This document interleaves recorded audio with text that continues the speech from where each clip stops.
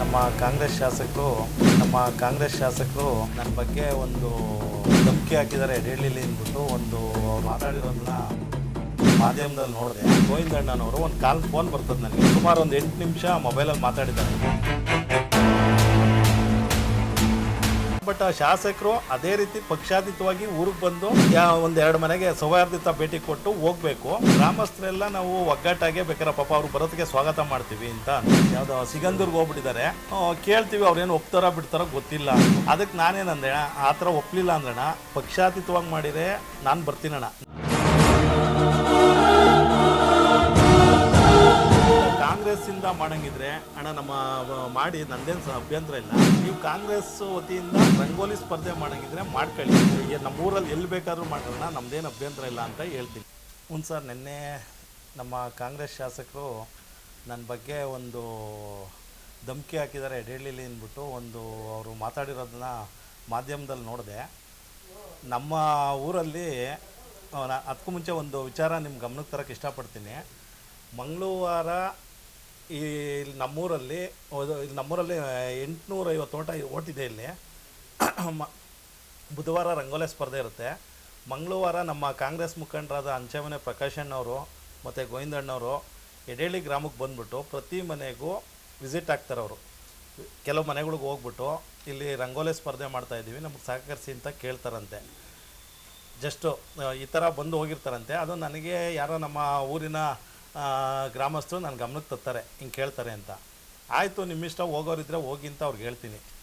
ತಿರ್ಗಾ ನನಗೆ ಅವತ್ತೇ ಮಂಗಳವಾರ ಸಾಯಂಕಾಲ 4 ಗಂಟೆಗೆ ಗೋವಿಂದಣ್ಣನವರು ಒಂದು ಫೋನ್ ಬರ್ತದೆ ನನಗೆ.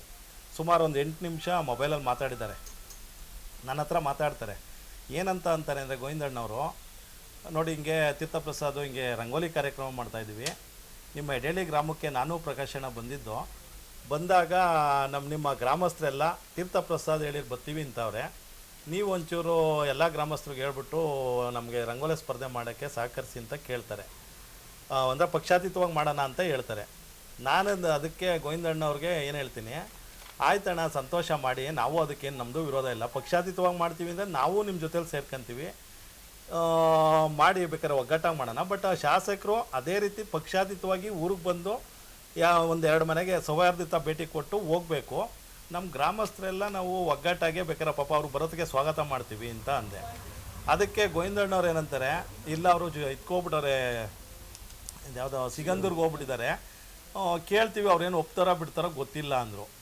ಅದಕ್ಕೆ ನಾನೇನಂದೆ, ಆ ಥರ ಒಪ್ಪಲಿಲ್ಲ ಅಂದ್ರಣ ಪಕ್ಷಾತೀತವಾಗಿ ಮಾಡಿದರೆ ನಾನು ಬರ್ತೀನಣ್ಣ. ನಾನು ಒಂದು ಜೆ ಡಿ ಎಸ್ ಪಕ್ಷದಲ್ಲಿ ಒಬ್ಬ ಕಾರ್ಯಕರ್ತನಾಗಿ ಗುರುತಿಸ್ಕೊಂಡ್ಬಿಟ್ಟಿದ್ದೀನಿ ನಾನು.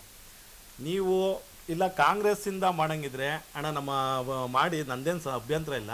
ನಮ್ಮ ಪಂಚಾಯತಿ ವ್ಯಾಪ್ತಿಲಿ ಪಂಚಾಯತಿ ಸಿಬ್ಬಂದಿ ಎಲ್ಲ ನಮ್ಮೂರೆಲ್ಲ ರಸ್ತೆ ಎಲ್ಲ ಕ್ಲೀನ್ ಮಾಡಿ ಅಭಿವೃದ್ಧಿ ಮಾಡೋರೆ. ನೀವು ಕಾಂಗ್ರೆಸ್ ವತಿಯಿಂದ ರಂಗೋಲಿ ಸ್ಪರ್ಧೆ ಮಾಡಂಗಿದ್ರೆ ಮಾಡ್ಕೊಳ್ಳಿ, ನಮ್ಮೂರಲ್ಲಿ ಎಲ್ಲಿ ಬೇಕಾದರೂ ಮಾಡೋಣ, ನಮ್ಮದೇನು ಅಭ್ಯಂತರ ಇಲ್ಲ ಅಂತ ಹೇಳ್ತೀನಿ.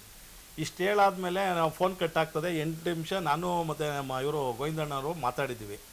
ಅವರೇ ಕಾಂಗ್ರೆಸ್ ಮುಖಂಡ್ರನ್ನ ಅವ್ರನ್ನೇ ಕೇಳ್ಕೊಂಬಿಡ್ಲಿ, ನಮ್ಮ ಶಾಸಕರು, ಕಾಂಗ್ರೆಸ್ ಶಾಸಕರು ಅವ್ರಿಗೆ ಹೇಳ್ತಾ ಇದ್ದೀನಿ. ಕೇಳ್ಬಿಟ್ಟು ತೀರ್ಥಪ್ರಸಾದ್ ಏನನ್ನ ಬೆದರಿಕೆ ಹಾಕವ್ರ, ಮಾಡ್ಕೊಳ್ಳಿ ಅಂತ ಹೇಳಿರ ಅಂದ್ಬಿಟ್ಟು ತಿಳ್ಕೊಂಡು ಅವರು ನನ್ನ ಬಗ್ಗೆ 2 ಮಾತಾಡಿರೋ ಒಳ್ಳೆಯದು, ಇಲ್ಲ ನನ್ನ ಹೆಸ್ರಿಗೆ ಕಳಂಕ ತರೋಕ್ಕೆ ಏನೋ ಆ ಥರ ಮಾತಾಡೋರೇನೋ ಗೊತ್ತಿಲ್ಲ. ಇನ್ನೂ ಒಂದು ಹೇಳೋಕ್ಕೆ ಇಷ್ಟಪಡ್ತೀನಿ ನಮ್ಮ ಕಾಂಗ್ರೆಸ್ ಶಾಸಕರಿಗೆ. ಎಡೇಳಿ ಒಂದೇ ಗ್ರಾಮದಲ್ಲ, 850 ಓಟು ಬಗ್ಗೆ ನಾನು ಹೇಳ್ತಿಲ್ಲ. ಇಲ್ಲಿ ನಮ್ಮ ಹೋಬ್ಳಿ ಆಗ್ಬೋದು, 5 ಪಂಚಾಯತಿ ಇದೆ, ಇಲ್ಲ ಇಡೀ ತಾಲೂಕಲ್ಲೇ ಆಗ್ಬೋದು. ತೀರ್ಥಪ್ರಸಾದ್ ಬಗ್ಗೆ ಯಾವುದನ್ನ J D S B J ಪಿಯವರು ಮಾತಾಡೋದು ಬೇಡ, ಕಾಂಗ್ರೆಸ್ ಮುಖಂಡರುಗಳೇ ಯಾರನ್ನ ಸುಮಾರು 100 ಜನ ಮುಖಂಡರವ್ರೆ. ತೀರ್ಥಪ್ರಸಾದ್, ನಾನು ಒಂದು 20 ವರ್ಷ ಆಯಿತು ರಾಜಕೀಯ ಜೀವನಕ್ಕೆ ಬಂದಿಲ್ಲಿ. 20 ವರ್ಷದಲ್ಲಿ ಯಾರಿಗನ ಬೆದರಿಕೆ ಹಾಕಿ ರಾಜಕೀಯ ಮಾಡಿದ್ದೀನ, 20 ವರ್ಷದಲ್ಲಿ ಪ್ರೀತಿಯಿಂದ ಜನ ಸಂಪಾದನೆ ಮಾಡಿದ್ದೀನ ಅಂತ ಅವರ ಕಾಂಗ್ರೆಸ್ಸು ಮುಖಂಡರಿಂದನೇ ಮಾಹಿತಿ ಪಡೆದು ಅವರು ನನ್ನ ಬಗ್ಗೆ ಮಾತಾಡಿದ್ರೆ ಚೆನ್ನಾಗಿರ್ತದೆ. ನಾನು ಅವ್ರ ಬಗ್ಗೆ ತುಂಬ ಅಪಾರ ಗೌರವ ಇಟ್ಕೊಂಡಿದ್ದೀನಿ ಶಾಸಕರ ಬಗ್ಗೆ. ಬಟ್ ಒಬ್ಬ ವ್ಯಕ್ತಿ ಬಗ್ಗೆ ಅಪಪ್ರಚಾರ ಮಾಡಬೇಕಾದಾಗ ಸ್ವಲ್ಪ ಅವ್ರ ಕಾರ್ಯಕರ್ತರನ್ನ ತಿಳ್ಕೊಂಡು ಬೆದರಿಕೆ ಹಾಕೋರ ನಿಜನ ಸುಳ್ಳು ಅಂತ ತಿಳ್ಕೊಂಡು ಅವರು ಇನ್ನೊಬ್ಬರ ಬಗ್ಗೆ ಅಪಪ್ರಚಾರ ಮಾಡಬೇಕಾಗಿ ಅವ್ರಲ್ಲಿ ಮನವಿ ಮಾಡ್ಕೊತೀನಿ. ಈಗ ನಮಗೂ ಒಂಥರ ಮನ್ಸಿಗೆ ನೋವಾಯಿತು. ನಮ್ಮೂರಲ್ಲಿ ನನ್ನ ಮೇಲೆ ಇಕ್ಕಿರೋ ಅಭಿಮಾನಕ್ಕೆ 850 ಜನ, ನಾನು ಓಪನಾಗಿ ಹೇಳ್ತಿದ್ದೀನಿ ಕೇಳಿ, ಒಂದು ಹೇಳಲ್ಲ, 850 ಜನಕ್ಕೂ ನಾನು ಬೆದರಿಕೆ ಹಾಕಿ ಎಲ್ಲ ನಾನು ಕಂಟ್ರೋಲ್ ಇಟ್ಕೊಳಕ್ಕಾಗ್ತದ? ಪ್ರೀತಿಯಿಂದ ಹೋಗಿಲ್ಲ ಅಷ್ಟೇ ಅದರಲ್ಲಿ. ಆಮೇಲೆ ನಾನು ಅದು ನಿಜನ ಸುಳ್ಳು ಅನ್ನೋಕ್ಕೆ ನಮ್ಮ ಕಾಂಗ್ರೆಸ್ ಮುಖಂಡರು ಗೋವಿಂದಣ್ಣವ್ರನ್ನೇ ತಿಳ್ಕೊಳ್ಳಿ, ನೀವು ಮಾಡೋಣ ರಂಗೋಲಿ ಸ್ಪರ್ಧೆ ಪಕ್ಷಾತೀತ ಅಲ್ಲ ನಿಮ್ಮ ಪಕ್ಷದಿಂದ ಮಾಡೋಂಗಿಲ್ಲ ಮಾಡೋಣ, ನಮ್ಮದೇನೂ ಅಭ್ಯಂತರ ಇಲ್ಲ ಅಂತ ಅವ್ರಿಗೆ ಹೇಳಿದ್ದೀನಿ. ಅವ್ರನ್ನ ತಿಳ್ಕೊಂಡೇ ಮಾತಾಡಲಿ, ಸುಮ್ಮನೆ ಏಕಾಏಕಿ ಅಪಪ್ರಚಾರ ಮಾಡಬಾರ್ದು ಅಂತ ನನ್ನ ಮಾತು.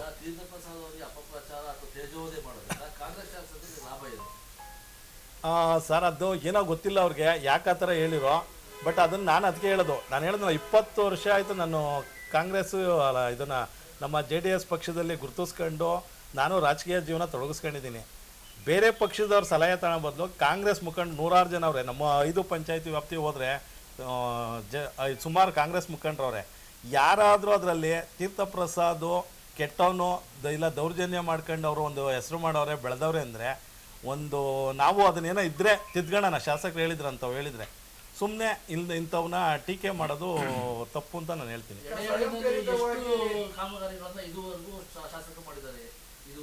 ಸರ್ ಎಡೆಹಳ್ಳಿಲಿ ಇಲ್ಲ, ನನಗೆ ಗೊತ್ತಿದ್ದಂಗೆ ಯಾವುದೇ ನಮ್ಮ ಇವು ಕಾಂಗ್ರೆಸ್ ಶಾಸಕರದ್ದು ಯಾವುದೂ ಹಾಕಿಲ್ಲ. ಬಟ್ ಲಾಸ್ಟ್ ಟೈಮು MLC ಅವ್ರದ್ದು ರವಿ ಅಣ್ಣವ್ರದ್ದು ಇತ್ತು, ಅವ್ರದ್ದೊಂದು ಹಿಂದೆ ಒಂದು ಟೈಮ್ ಮಾತು ಕೊಟ್ಟಿದ್ರು ನಮಗೆ. MLC ರವಣ್ಣ ಅವ್ರದ್ದು ಕಾಂಕ್ರೀಟ್ ವರ್ಕ್ ಮಾಡವ್ರೆ. ಬಟ್ ನಮ್ಮ ಈ ಕಾಂಗ್ರೆಸ್ ಶಾಸಕರದ್ದು ಯಾವುದೂ ಎಡೆಹಳ್ಳಿಗೆ ಬಂದಿಲ್ಲ ಅನುದಾನ. ಇಡೀ ನಮ್ಮ ಎಡೆಹಳ್ಳಿ ಇಷ್ಟು ಅಭಿವೃದ್ಧಿ ಆಗಿದ್ರೆ ನಮಗೆ ನೋಡಿ, ಒಂದೇ JDS ಶ್ರೀನಿವಾಸ ಮೂರ್ತಿಯವ್ರು ಬಿಟ್ಟರೆ ಯಾರ್ದು ಅನುದಾನ ಬಂದಿಲ್ಲ. ಆಮೇಲೆ ಇನ್ನೂ ಒಂದು ಹೇಳೋಕ್ಕೆ ಇಷ್ಟಪಡ್ತೀನಿ, ಜನ ಪ್ರೀತಿಯಿಂದ ಅವ್ರೆ ಅಂದರೆ ಯಾವತ್ತಾದರೂ ನಮ್ಮ ಊರು ಗ್ರಾಮಸ್ಥರು ಎಲ್ಲನ ಹೋಗೋರ ನಮ್ಮೂರಿಗೆ ಕೊರತೆ ಐತೆ ಅಂತ ಏನಾದರೂ ನೋಡಿ ಸರ್, ನಾನು ನಮ್ಮೂರಲ್ಲಿ ಹೆಂಗೆ ಇಟ್ಕೊಂಡಿದ್ದೀನಿ ಅಂದರೆ ಪ್ರೀತಿ, ಒಂದು ಇವಾಗ ಒಂದು ಬೋರ್ಗಳು ಆಗ್ಬೋದು, ಗ್ರಾಮಸ್ಥರನ್ನ ಕೇಳಿ ನಂದು ಓನ್ ದುಡ್ಡಲ್ಲಿ ಬೋರ್ಗಳು ಕೊರೆಸಿ ನೀರುಗಳು ಕೊಡ್ತಾಯಿದ್ದೀನಿ. ನಮ್ಮೂರಲ್ಲಿ ಯಾವತ್ತನ ಗ್ರಾಮಸ್ಥರು ಬಂದು ಶಾಸಕರ ಹತ್ರ ಒಂದೇ ಒಂದು ಬೇಡಿಕೆ ಇಟ್ಟವ್ರ, ಆ ಸಮಸ್ಯೆ ಐತೆ ಈ ಸಮಸ್ಯೆ ಐತೆ ಅಂತ ನಮ್ಮ ಮನೆ ಸ್ವಂತ ದುಡ್ಡುಗಳು ಹಾಕ್ಕೊಂಡು ನಾವು ಜನಗಳ ಪ್ರೀತಿ ವಿಶ್ವಾಸ ಗಳಿಸಿದ್ದೀನಿ. ಬಟ್ ಇವರು ಯಾವುದೇ ಆರೋಪ ಇಲ್ದಂಗೆ ಬೆದರಿಕೆ ಆಗ್ತಾವ್ರೆ ಅಂದರೆ ತಪ್ಪದು. ಈಗ JDS ಪಕ್ಷದ ಮೇಲೆ ಸಾಕಷ್ಟು ಆರೋಪಗಳನ್ನ ಸುಮಾರು ದಿವಸದಲ್ಲಿ ಶಾಸಕರು ಮಾಡ್ತಾ ಬಂದಿದ್ದಾರೆ. ಸಾಲದಕ್ಕೆ ಕಾರ್ಯಕರ್ತರಿಗೆ ನಿಮ್ಮ ಶಾಸಕರಿಂದ ಬಹಳ ದೊಡ್ಡ ಪ್ರಮಾಣದಲ್ಲಿ ಅವಮಾನ ಆಗಿದೆ ಮತ್ತೆ ಮೋಸ ಆಗಿದೆ ಅಂತ ಆರೋಪಗಳು ಮಾಡ್ತಾ ಇದ್ರು ಕೂಡ JDS ಪಕ್ಷದವರು ಎಲ್ಲೂ ಸಹ ಅದ್ರ ಬಗ್ಗೆ ಮಾತಾಡ್ತಾರೆ. ಎಲ್ಲೋ ಒಂದ್ ಕಡೆ ಸ್ಥಳೀಯ ಶಾಸಕರು ಅಂದ್ರೆ ಕಾಂಗ್ರೆಸ್ ಶಾಸಕರು ಹೇಳ್ತಿರೋ ಸತ್ಯ ಅಂತ ಅನ್ನಿಸ್ತಾ ಇದೆ.